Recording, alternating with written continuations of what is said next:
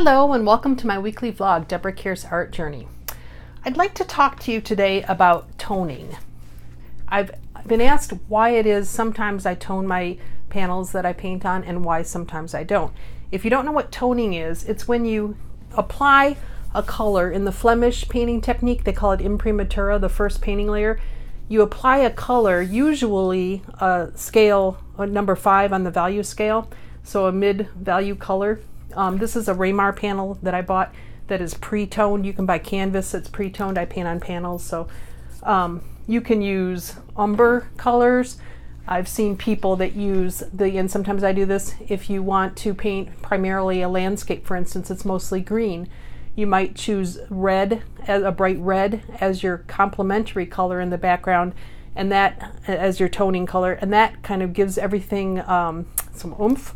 So everywhere you let that red peek through, that green in your landscape is going to sing, because we know complements complement each other and make each other brighter. The reasons that I sometimes use a tone, and I don't always, usually I just use a white panel. One of them that I've been talking about color harmonies in a couple of my videos. One of them that I use is, it's a leg up on making sure that all of your colors harmonize. If you have a color that is a tone that is constant throughout your painting and you let bits of it peek through, it kind of balances everything and helps you out with that. Another thing would be if I want to reference values. So in other words, if I have a tone that's a mid-value and I'm painting, I can just in my brain say anything that's on the lit side is going to be lighter, a higher key than this value of my tone, and everything that's in the shadow or dark side is going to be a lower value or a darker color than what is on this panel.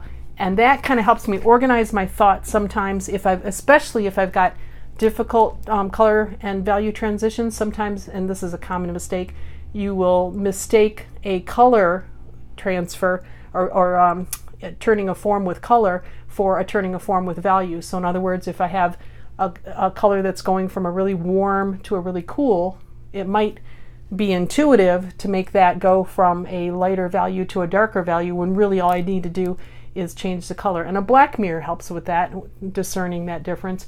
But so does for me, so does the toning of my panel. And let's see. Oh, it also sets the drawing. If I have a really complicated drawing, usually I don't. Usually I just do a cartoon where all I'm doing is drawing in line the dark versus the light side of my subject. But so when I transfer my drawing, I might use umber, in which case it does dry and stick to the panel really well. Or I might use, quite often, I'll just use a graphite transfer paper.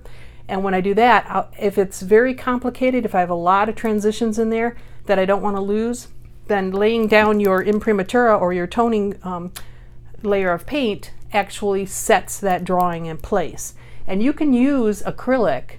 If you're an oil painter or an acrylic painter, you can use acrylic as your underpainting, so it'll dry right away, set that drawing right away. You don't have to worry about it, and it doesn't slow you down. So that's convenient. Let's see. I think that's everything that I wanted to share with you. There's a lot more probably you can share in the comments why you think that toning is sometimes useful to you. Have a great week. Hope that was helpful.